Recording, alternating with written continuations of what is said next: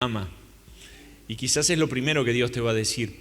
Por abajo o por encima de todo lo demás que Dios te diga, lo primero es que Dios te ama.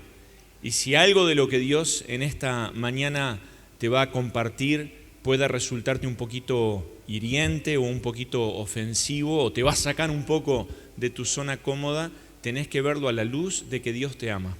Eso es lo primero que tenés que ver, que Dios te ama y nunca te va a transmitir algo que salga de un corazón que no te ama. Él no está interesado en manipularte, no está interesado en sacarte algo, sino que Él ha demostrado y no tiene nada más para demostrar que Él te ama al punto que dio lo más lindo que tenía el cielo por vos, a su Hijo Jesucristo, por vos y por mí y por todos los que vivimos en este planeta. Bueno, muy bien, llegó la silla rosada. Tengo una presentación ahí en PowerPoint para que ustedes me acompañen y si quieren tomar alguna nota, entonces me parece muy bien, porque en mi caso personal, que conozco que tengo limitaciones y que me olvido las cosas, entonces trato de sacar notas, sobre todo lo que Dios me está hablando particularmente, porque mi delicada y frágil cabecita se olvida las cosas y cada tanto es bueno volver para atrás y sacarle el polvo a algunas cosas. Hay un refrán que me encanta que dice: no dudes en la oscuridad lo que Dios te habló en la luz. Y hay veces que a uno le toca andar por valles de sombra, de muerte. Y a veces en esos valles de sombra uno empieza a dudar, la marea levanta algunas tempestades, algunas olas. Me gusta mucho esa frase que dice: no dudes en la oscuridad lo que Dios te habló en la luz. Así que cada tanto tenemos que recordar cosas que Dios nos ha hablado.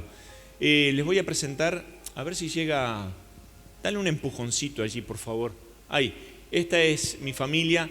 Le decía al pastor Juan que quería mostrar la foto de todos para que vean que el resto de ellos son lindos. Ustedes se van a quedar con la idea de que somos todos feos, pero no, es mi caso solamente.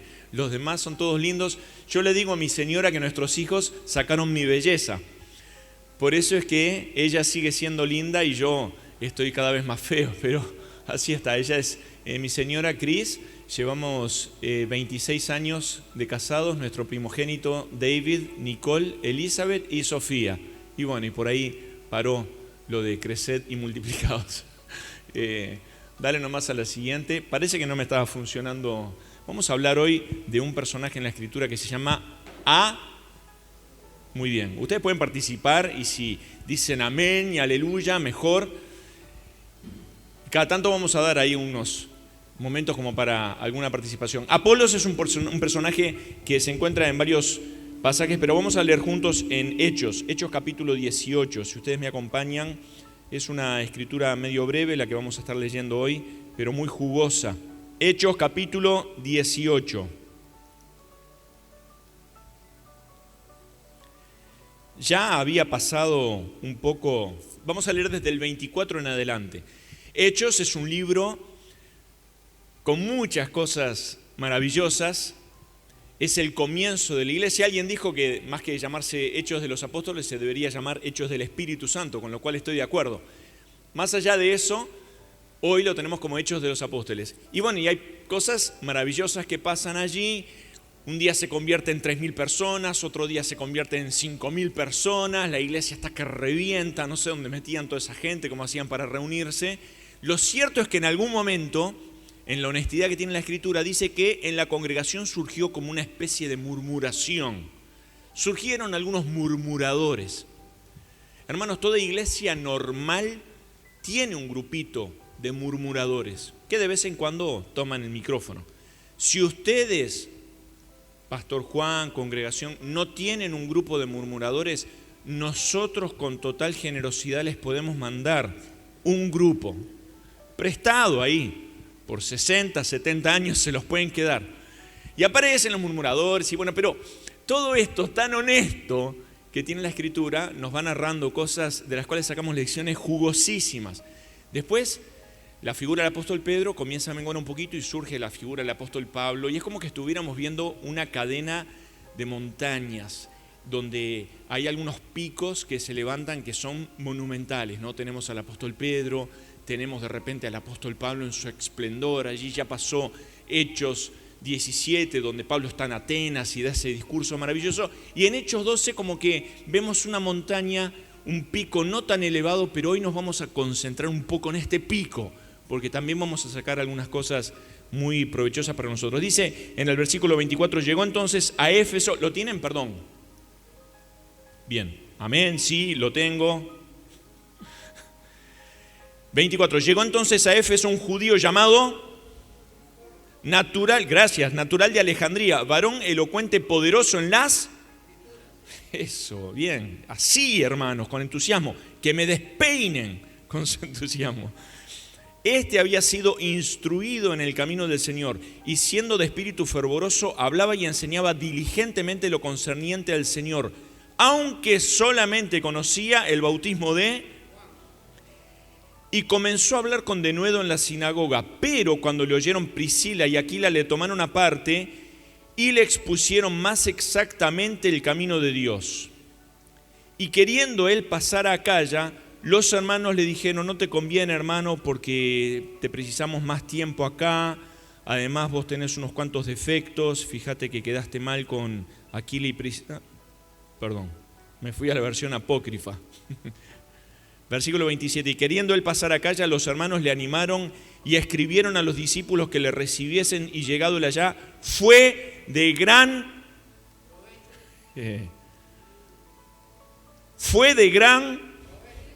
a los que por la gracia habían creído, porque con gran vehemencia refutaba públicamente a los judíos, demostrando por las Escrituras que Jesús era el Cristo.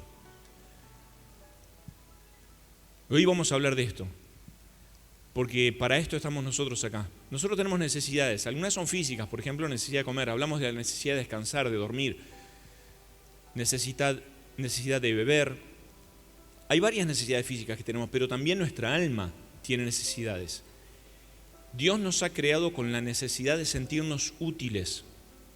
Una persona puede estar bien alimentada, puede estar bien descansada, puede estar bien físicamente, su corazón a buen ritmo, etcétera, pero si no se siente útil, es una persona que se va pinchando, como que le va perdiendo el vigor a la vida, como que los colores de su rostro, de su vida, se va demacrando.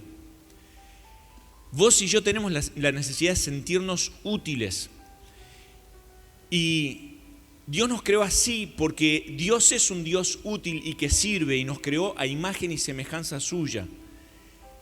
Pero por diferentes razones a veces nosotros perdemos la pista, cambiamos el libreto que Dios ordenó para nosotros y escribimos nuestro propio libreto. Pero hoy vamos a hablar de esto, vamos a enfocarnos en una persona que la Biblia lo describe como alguien que fue de gran provecho, fue una gran bendición. Este hermano, Apolos, una gran bendición. Si cuando yo me despidiera de este mundo, que ya me queda menos, tengo entendido que el sábado es el cumpleaños del pastor Juan. Y bueno, nosotros estamos ahí medio contemporáneos, ya estamos más cerca del arpa que del sonajero. Ya lo tenemos asumido y no nos quejamos, gloria a Dios, ya estamos más cerca, aleluya. No estamos aferrados a esta vida, atornillados como que es lo único que tenemos, lo mejor viene por delante. Ahora, el día que uno se vaya, si alguien dijera, bueno, Alejandro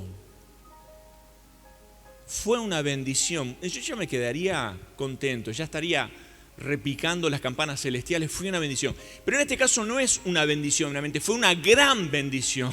Si alguien dijera, este hermano fue una gran bendición, yo quedaría absolutamente en éxtasis.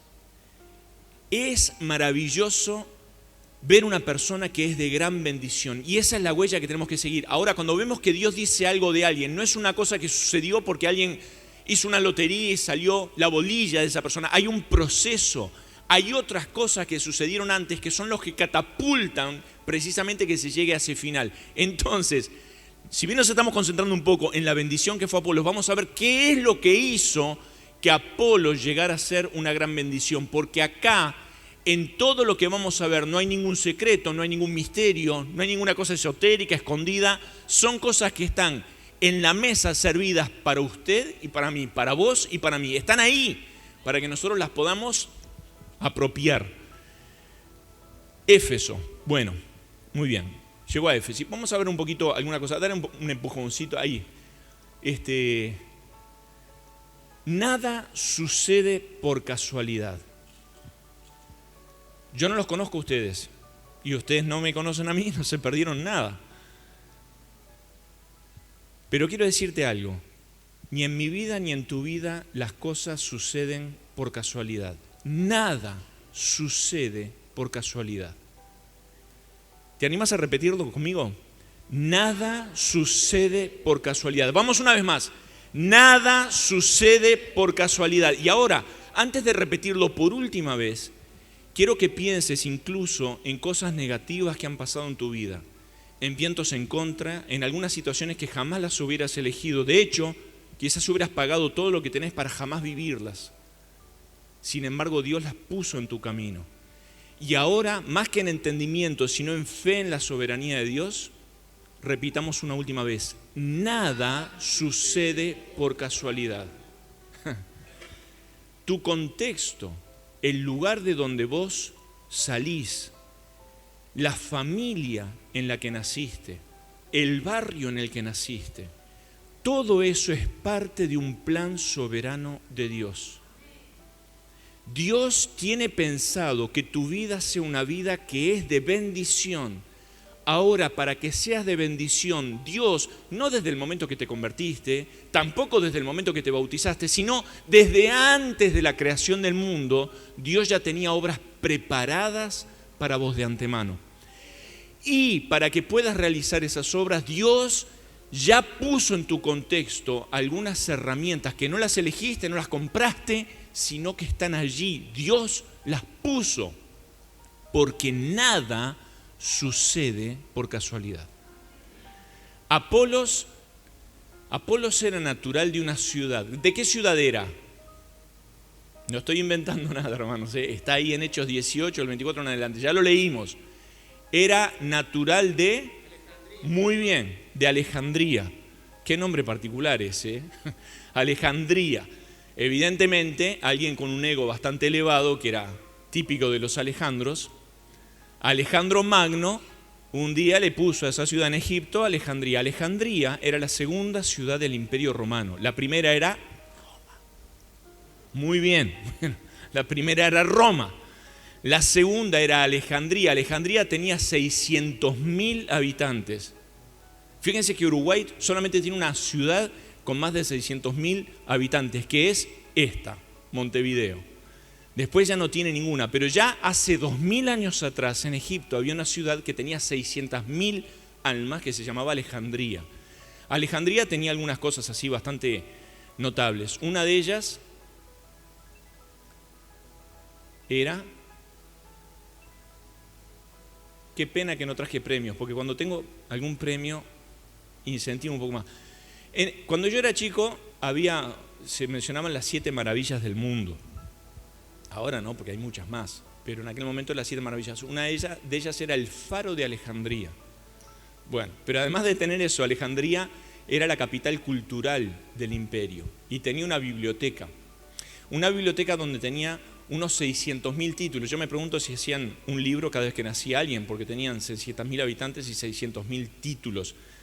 Pero dejando ese comentario a un margen, fíjense que Apolos nace en un contexto cultural donde una cosa que valoraban muchísimo en esa cultura era la oratoria. Así como a nosotros nos atrae el fútbol o nos atraen los conciertos, gente que de repente no sabe poner una palabra atrás de la otra, pero cantan bien. Bueno, ahí llenan estadios, tienen multitudes a sus pies, venden y son famosos. Bueno, en aquel momento lo que la gente tenía sed de escuchar era gente que hablara bien, que tuviera la elocuencia como para expresarse. Y Apolos nace precisamente en un contexto donde eso se valoraba. Como nosotros en nuestra sociedad valoramos ¿qué? Viene un extranjero y ¿qué le decimos? Queremos que conozcas esto, porque este es un valor uruguayo. ¿Qué sería? dulce de leche, tortas fritas, asado, qué sé yo. No se pueden ir de acá sin tener esa experiencia. Es lo que nosotros valoramos. Bueno, ellos valoraban esto. Fíjense que Apolos servía a Dios básicamente con dos herramientas en las cuales era bueno. Y una de ellas era la elocuencia. ¿Qué es la elocuencia? La elocuencia es transmitir los pensamientos en una forma prolija. Es saber que los pensamientos se van hilvanando palabra tras palabra y esas palabras están ordenadas, no al azar, no es pura improvisación. Es que alguien estuvo pensando cómo sacarle filo a las oraciones y a las palabras y se toma el trabajo disciplinado de transmitir sus ideas de forma tal que estén tan agudas y tan puntiagudas que quedan clavadas en el corazón de las personas. Esa es la persona elocuente. Y los griegos esto lo admiraban, compraban, consumían esto. Y Apolos, que nace en ese contexto, lo aprovecha. Aprovecha su contexto, porque nada sucede por casualidad. Ahora la pregunta es, porque Apolos ya está tocando el arpa, ya está con el Señor, su cuarto de hora ya se fue. Pero ahora, ¿de quién es el cuarto de hora? Tuyo y mío. Y la pregunta es, ¿qué es lo que vos tenés en tu contexto? ¿Qué es lo que Dios puso en tu contexto que vos no elegiste? Que vos no saliste a comprar, pero que Dios lo puso y lo preparó de antemano. Mucho antes que vos nacieras, ya eligió dónde ibas a nacer, cuál sería tu familia, cuál sería la época en la que ibas a nacer y todas las cosas que están a tu alrededor. ¡Ojo! No estoy diciendo con esto... ¿Cuánto voy de tiempo? Perdón. Porque yo me entusiasmo y... 5 minutos, bueno, son los 5 minutos más cortos de la historia. Amén. Vamos a seguir 5 minutos más. No estoy diciendo con esto que todo lo que has tenido en tu contexto sea de Dios. Amén. Hay cosas en tu contexto que no son la voluntad de Dios. Voy a hablar de algo bastante delicado, pero si no lo hablamos nosotros acá, ¿dónde lo vamos a hablar? Quizás alguien nació en un contexto donde no tuvo buenos padres, o donde incluso tuvo algún padre abusivo, o tuvo padres ausentes. Mi mamá, por ejemplo, a los 2 años su papá desapareció de la vida. Nunca más lo vio. Mi mamá se llama Mercedes porque su papá era de la ciudad de Mercedes, pero fue un eterno ausente en su vida. Y ese tipo de cosas no son cosas que Dios las planificó como su plan A. Esas son cosas que el enemigo pone en nuestro camino a veces para robar, matar y destruir. Ya sabemos cómo es la historia. Pero si bien el enemigo pone algunas cosas que hay que saber filtrar y no dejar que él nos ate o nos manipule, o ir al Señor para que él deshaga las obras del diablo, también Dios puso cosas en tu contexto. Y la gracia está en saber reconocerlas y apreciarlas. Hay un pasaje allí, a ver si esto me funciona. No me va a funcionar. La soberanía de Dios. En tu contexto está la soberanía de Dios. Sigamos. Vamos, un poco más. Vamos. 1 Pedro 5:6. Vamos con la otra también. 1 Pedro 5:6 dice: humillaos pues. Me pegó la amnesia ahora. ¿Cómo seguía esto? Humillaos pues bajo la poderosa mano de Dios. Y la historia no termina ahí. Dios te va a exaltar a su tiempo. Dios va a hacer su parte porque siempre la hace. Aleluya. Dios siempre hace su parte. La pregunta es, vos y yo tenemos que hacer la nuestra, que es la primera parte del versículo. Humíllense bajo la poderosa mano de Dios. ¿Qué es humillarse? humillarse es no renegar de las cosas que Dios puso en tu contexto. Vamos a ver qué sigue acá. Miren qué curioso esto, ¿no? Si intentás ser alguien que no sos, te engañás a vos mismo. Se ve que este pececito acá se autopercibe tiburón. Yo quisiera autopercibirme millonario, dueño de alguna mansión ahí en Carrasco, pero supongo que no, para esas cosas la autopercepción no sirve. Nos engañamos a nosotros mismos cuando no reconocemos quiénes somos. Yo he tenido muchos problemas de aceptación conmigo mismo, la autoestima muy mal barajada de joven, ideas suicidas. La adolescencia fue muy traumática para mí. Les voy a contar una infidencia. Sé que tenemos poco tiempo, pero quizás a alguien le bendiga esto.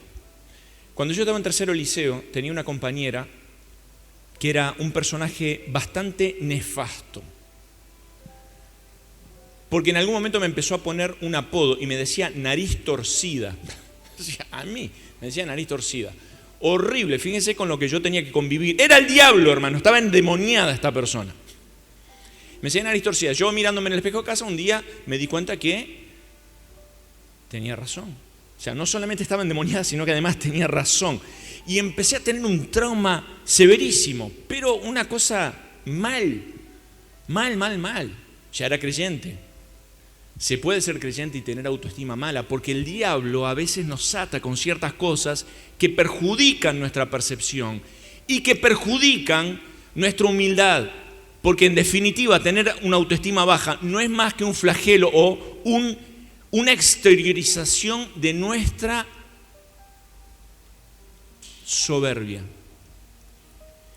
Entonces yo empecé a pedirle a Dios, quiero que me cambies la nariz. Iba en el ómnibus y entonces ya estaba mirando cuál era la nariz que me gustaba y le decía, Señor, Padre bueno, dame la nariz como aquella persona, así. Estaba muy traumatizado. ¿Saben qué? Dios jamás me cambió la nariz. Dios jamás me cambió la nariz, pero Dios hizo otra cosa. Dios me enseñó a aceptarme a mí mismo. Después empecé a quedar calvo, pero ya estaba bastante curado. De hecho, es una bendición ser calvo, hermanos. No sé por qué Dios me la dio a mí y no a otros. Sé que alguno acá también la tiene, pero somos los privilegiados, no sé, bueno. Nada sucede porque sí. La cosa es si yo tengo la humildad de reconocerlo y agradecerlo. Soy casi que decano de la universidad de desaprovechar cosas que Dios me ha dado, que me avergüenzan profundamente. Mi papá, amante del deporte, nos educó a varios de nosotros en el mundo del deporte. Y a mí en particular me había entrenado para ser golero de fútbol. Y yo era muy buen golero de fútbol. Hoy lo veo así, ¿ven? Lo que pasa es que en aquel momento yo no lo veía así. En aquel momento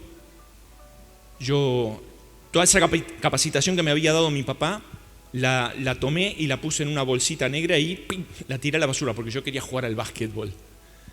Y bueno, fui jugador de básquetbol, pero mi altura en el básquetbol es normal, es baja. Yo no soy una persona alta en el medio del básquetbol. Sin embargo, como golero de fútbol, tengo la altura ideal. Hubiera sido, hoy veo para atrás y digo, no me canso de cachetearme, hubiera sido un buen golero, no sé hasta dónde hubiera llegado, pero sé con arrepentimiento que eso Dios lo había puesto en mi contexto y yo, en mi soberbia, lo tiré a la basura.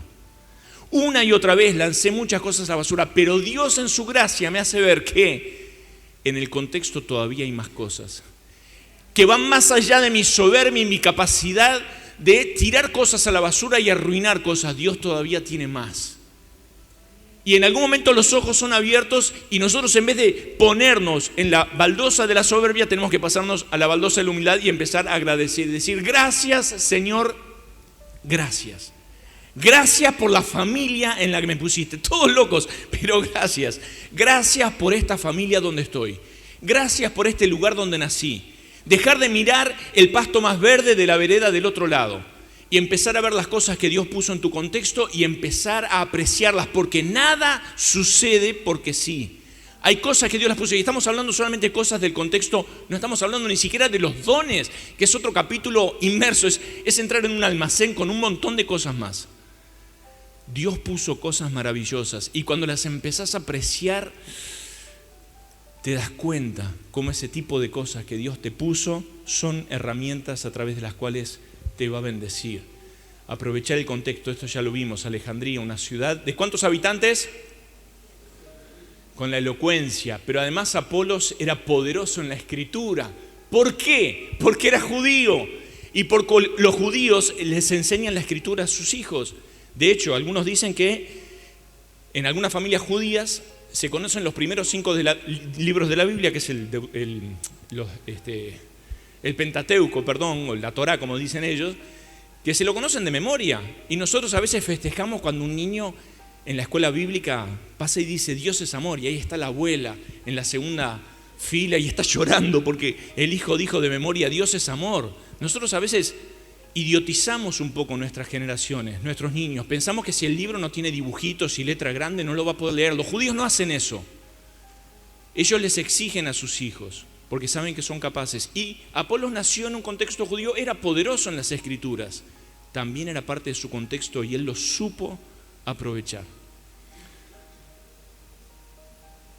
No menosprecies tu contexto. No sé de qué contexto venís vos. ¿Venís de un contexto educativo? Gloria a Dios.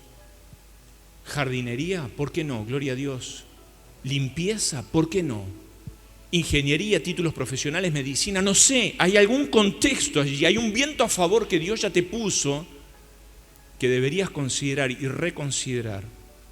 Ministerial, pastoral, ¿por qué no? Gloria a Dios. Cosas que Dios ya puso en tu contexto y que posiblemente estén allí para que vos las aproveches y te subas a esa catapulta que solo sabes dónde empieza, pero no tenés idea dónde puede terminar. A veces me ha tocado estar en algún otro lugar. Vieron que acá nosotros hablamos de una forma muy particular.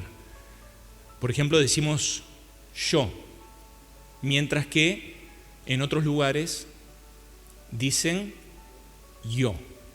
¿Algún extranjero en la comunidad? ¿Algún norte? Tenemos, ¿no? Bien. Bueno, cuando te vas por ahí, acá hablamos todos así. Uruguayo, pollo.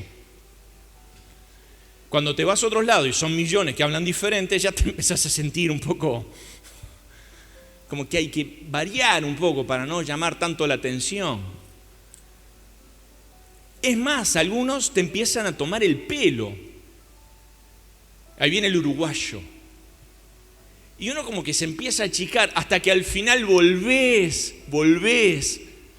a entender que Dios te puso en el contexto que te puso por sus razones y que esas razones son soberanas, y salís de lo que es sentirte un pobrecito a decir, sí hermano, soy uruguayo, como pollo a la parrilla, pongo mayonesa, gloria a Dios. Así hablo el español yo, no lo hablo mejor que vos, pero tampoco peor.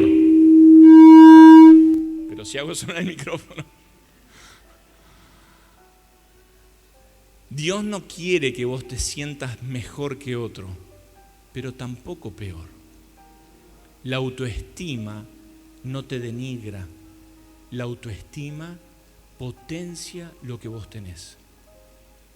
No caigamos víctimas del síndrome del PDM. ¿Lo conocen? Síndrome del PDM. Pobre de mí. Pobre de mí. Nací en una generación donde los uruguayos hacían valijas y se iban en barcos y en aviones para Australia, para Estados Unidos. ¿Quién no tiene un familiar viviendo por ahí? El pasto más verde del otro lado. Ojo con eso, ojo con el síndrome del PDM. Pobre de mí, pobre donde nací, pobre mi familia, pobre mi iglesia, pobre que somos tan poquitos. Hermano, potencia lo que tenés. Dios te ha dado muchas cosas y nada sucede por casualidad. Y vamos a avanzar un poquito más. Y vamos a ir más rápido, más rápido. Y miren, no importa cuántos recursos tengas, si no sabes cómo usarlos, nunca será suficiente. Y acá tenemos este fulano con un montón de escaleras que si las supiera usar ya estaría del otro lado hace rato. Pero lamentablemente va a buscar otras escaleras. Lo que Dios te dio, desarrollarlo con diligencia y excelencia. 2 Timoteo 1:6 le dice el apóstol Pablo a su hijo espiritual Timoteo. Estoy viendo que lo tengo acá también, así que disculpen, me estoy recién adaptando. 2 Timoteo 1:6 dice: te aconsejo que avives el fuego del don de Dios que está en ti, que te fue puesto por medio de la imposición de manos. Hoy vi que varios de ustedes fueron ungidos para algunas tareas. Esa es la imposición de manos, es la aprobación, es la encomendación de la congregación para ustedes. Ahora, ¿qué tienen que hacer ahí? Bueno, ahora tengo este título, ahora permiso, bandera a cuadritos, alfombra roja.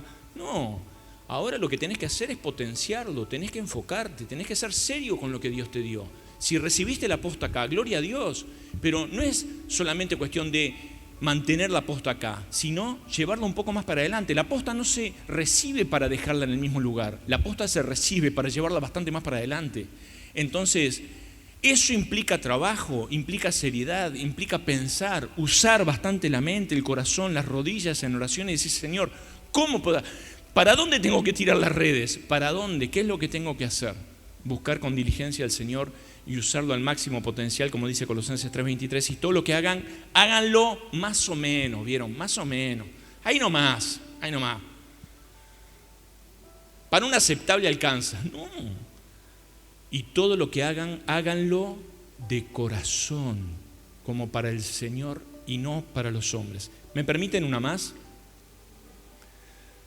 Me gusta esta frase: tropezar no es malo, encariñarse con la piedra sí, porque vamos a ver una cosita ahora que tiene que ver con un aunque, que está en el pasaje, no lo estoy inventando yo. Aquí. Vamos a quedar por ahí.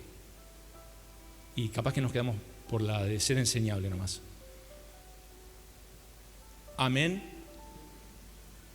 Bien. Un poquito más. Apolos era una persona que había sido instruido. Fíjense, haber sido instruido habla de dos puntas. Por un lado, hay quien instruye, gloria a Dios, y siempre hay quien puede instruir. Pero por otro lado, tiene que haber quien es instruido. ¿Cuál es la mejor etapa para aprender un instrumento musical, por ejemplo? ¿Qué etapa de la vida? La niñez, ¿verdad? ¿Querés aprender un idioma? ¿Cuál es la mejor etapa para aprender un idioma? La niñez.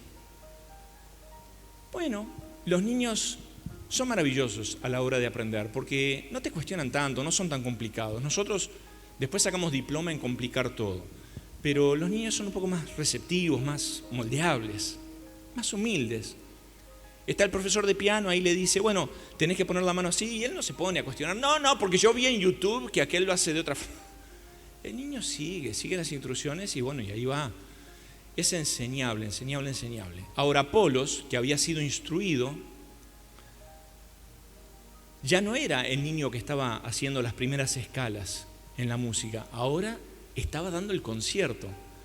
Ahora le está dando el concierto y está porreando ese piano y está haciendo unas interpretaciones magistrales porque era elocuente y hablaba con gran vehemencia, y ya me imagino la gente pegada al asiento así cuando recibía la palabra de Dios y cosas de Dios una y otra. Pero en la audiencia habían dos personas que en el lenguaje musical se dice que tenían oído. A ver los músicos. Cuando vos decís una nota, por ejemplo, ¿qué nota es? Si bemol. Hay gente que escucha una nota y ya sabe qué nota es. Son personas que tienen oído absoluto. Hay que matarlos a todos estos. Es broma, editen eso. Yo soy músico, pero no tengo oído absoluto. Me da envidia los que tienen oído absoluto. Apolos ya está dando su concierto. Ya no es el nene que está estudiando ahí un poquito cómo hablar, qué decir de la escritura. Él ahora es concertista y él tiene el público ahí y está ejecutando algo, pero en la audiencia hay dos que tienen oído absoluto. ¿Quiénes eran? ¿Y por qué tenían oído absoluto estos dos? Y porque habían estado al lado del apóstol Pablo un montón de tiempo. El apóstol Pablo ejecutaba las partituras sin error, entonces cuando estos escucharon la partitura que tenía alguna pifia, enseguida dijeron, acá hay algo que no está sonando bien. ¿Y qué hacen Aquila y Priscila? Se ponen en pie y lo interrumpen y dicen, discúlpeme, hermano Apolos, discúlpeme, acá le está pifiando la nota. No. Lo llaman aparte, después cuando terminó, dicen, queremos invitarte un mate. Vamos a tomar un mate, unas tortas fritas. Y ahí le exponen más precisamente el Evangelio. Benditos los Aquila y Priscila de las congregaciones. Benditas aquellas personas que no están como los policías espirituales que están viendo a ver quién se equivoca. No, ellos son personas que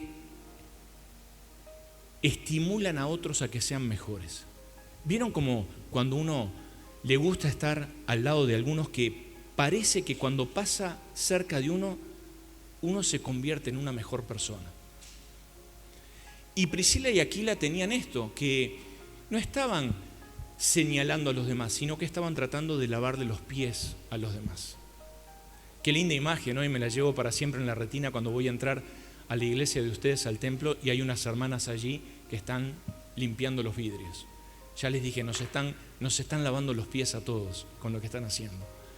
Qué lindo, y después ver acá, hermanos, los felicito, el cafecito, el orden que tienen en la congregación, todo este trabajo en un año, yo digo, esas son las cosas que quiero saber, después cómo han hecho, tienen mucho para dar, muchas cosas en las cuales son de bendición.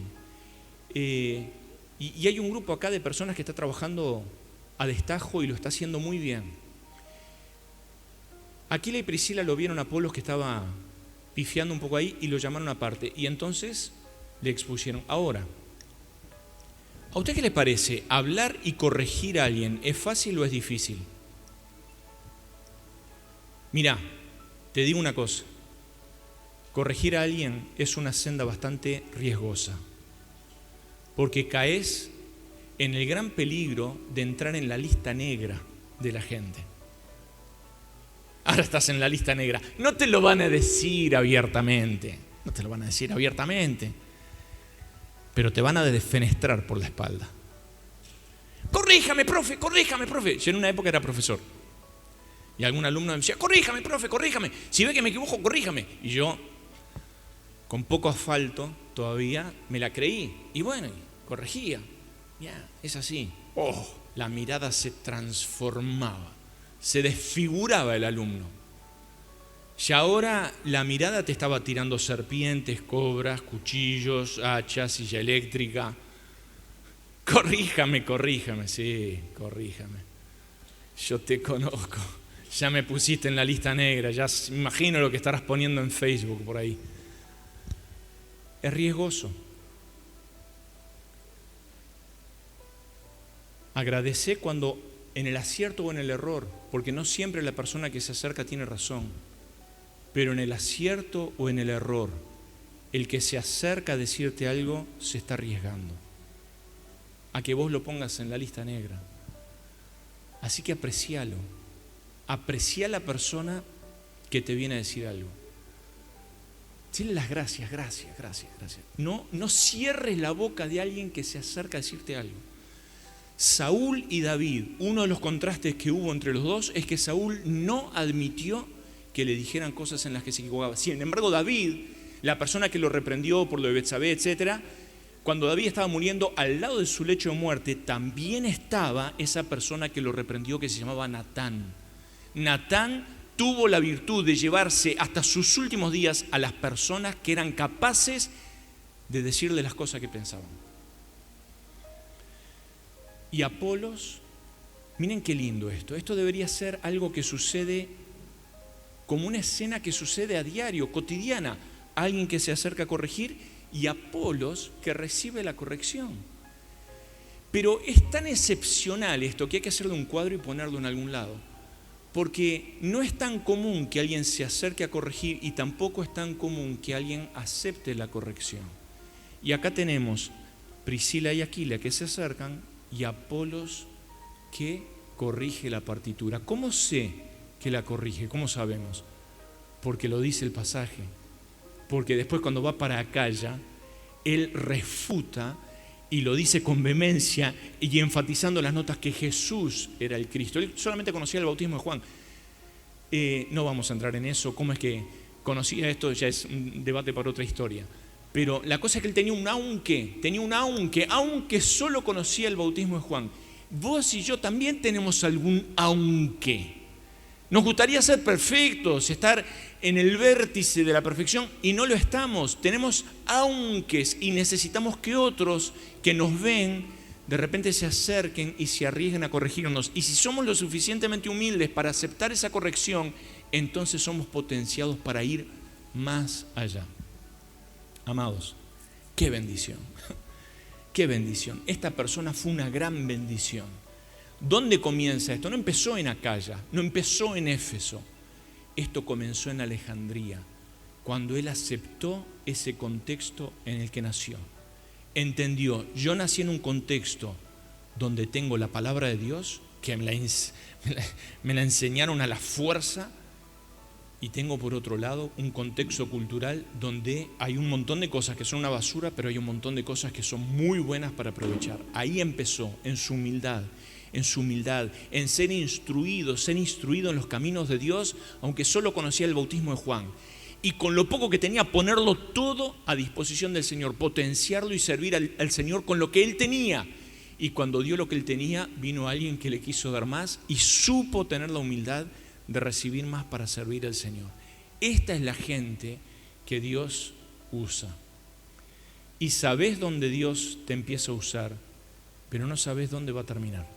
Nosotros, y esto le ofrecemos también, nosotros tenemos una pequeña empresa de serigrafía, estampamos remeras y cosas así. No estoy haciendo publicidad, hermanos, les digo que solamente los pastores muchas veces tenemos que hacer carpas y entonces, llámese remeras o lo que fuera. Entonces, bueno, nosotros hacemos remeras y termino con esto. Un día con nuestro hijo mayor estábamos limpiando, porque a veces pifiamos, ¿no? A veces alguna remera quedó mal estampada y las usamos ahí de muestra. Entonces después las usamos, las vamos estampando varias veces con diferentes diseños. Un día teníamos unas cuantas de esas y las quisimos tirar, pero no las quisimos cortar, ni eso, las quisimos depositar en la volqueta, o no, las dejamos en la calle para que alguien se las llevara, porque son remeras nuevas, no están usadas, solo que están impresas con algunas fallas, entonces las dejamos allí. Pasaron unos cuantos meses y yo fui al hospitalito de la costa, que es donde voy a ver al médico, etc.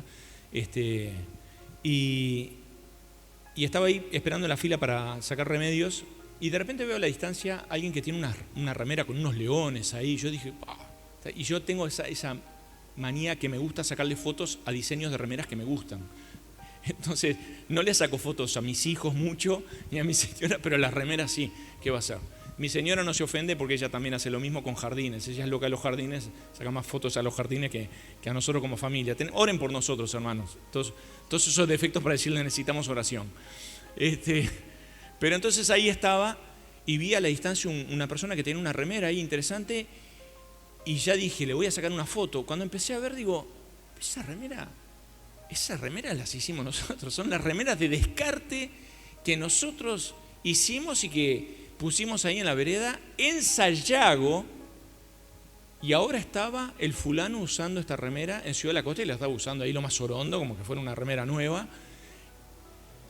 Y yo ahí pensé, no sé si fue el Espíritu de Dios o qué, dije, yo sé dónde hicimos esa remera,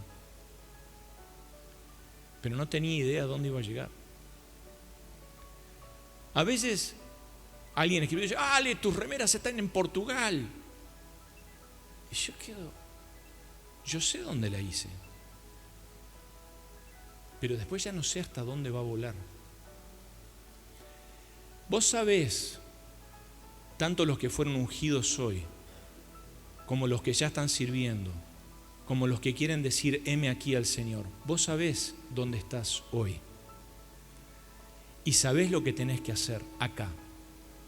Y sabés que tenés que agradecerle a Dios por lo que Él te ha dado para servirlo. No digas que es poca cosa, no menosprecies, no te subas al caballo de la soberbia. Ya estuve yo tanto tiempo. Agradecé lo que Dios te dio y sabés lo que tenés que hacer acá, pero no sabés hasta dónde Dios lo va a impulsar. Tampoco tenés que preocuparte de eso, porque no es tu tarea. Tu tarea es servirlo con el corazón acá. Y cuando vos jugás con el corazón donde estás, te ganás a la tribuna. Y es esa tribuna a la que vos servís que un día posiblemente le escribe cartas a otros y les dice, reciban. Los hermanos de ahí de Éfeso le escriben cartas a los de acá allá. Recíbanlo, Apolos. Recíbanlo, Apolos. No dice, recíbanlo porque a nosotros nos molesta acá. No. Dios no se lleva a gente que no hace cosas. Dios siempre se lleva al que es de bendición donde está. Yo me voy a llevar a algunos de los músicos que vi hoy acá porque son de bendición acá. Ya me los voy a pedir prestados. Es broma. Cuando vos sos útil donde estás, es que Dios te va a catapultar. Amados, vamos a terminar. Dios te ha puesto en este mundo no para ser uno más. Dios te ha puesto para ser una gran bendición, igual que Apolos.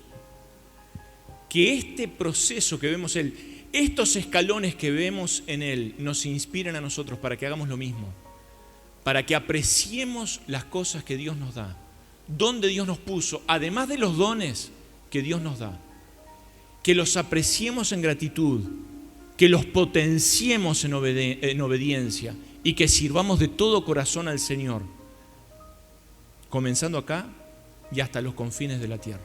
Oramos para terminar. Padre, te damos muchas gracias por vidas como la de Apolos. Gracias porque él fue una gran bendición y nosotros quisiéramos seguir esa huella.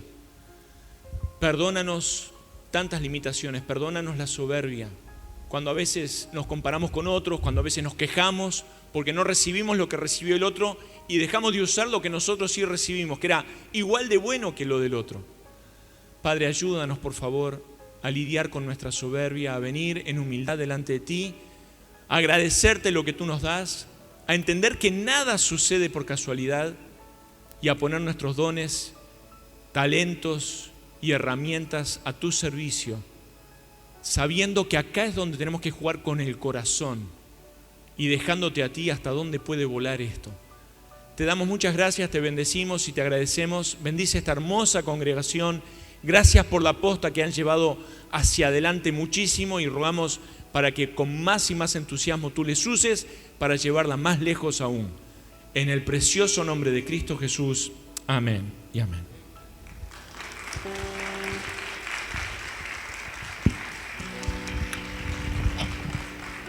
Damos gracias al Señor por esta mañana hermosa que Él nos ha hablado. Gracias a Dios por su consejo sabio, por la exposición de su palabra. Vida Abundante te invita a su nuevo lugar. En 18 de julio, 1280, Casilla Guarón, ex Cinemateca. Un ambiente de alegría y esperanza te espera cada día. Domingo, 10 horas. Martes y jueves, 17 horas. Miércoles y viernes, 19:30 horas. Vida Abundante, donde tu vida va a cambiar. Celestial FM, la radio más escuchada. Buena radio.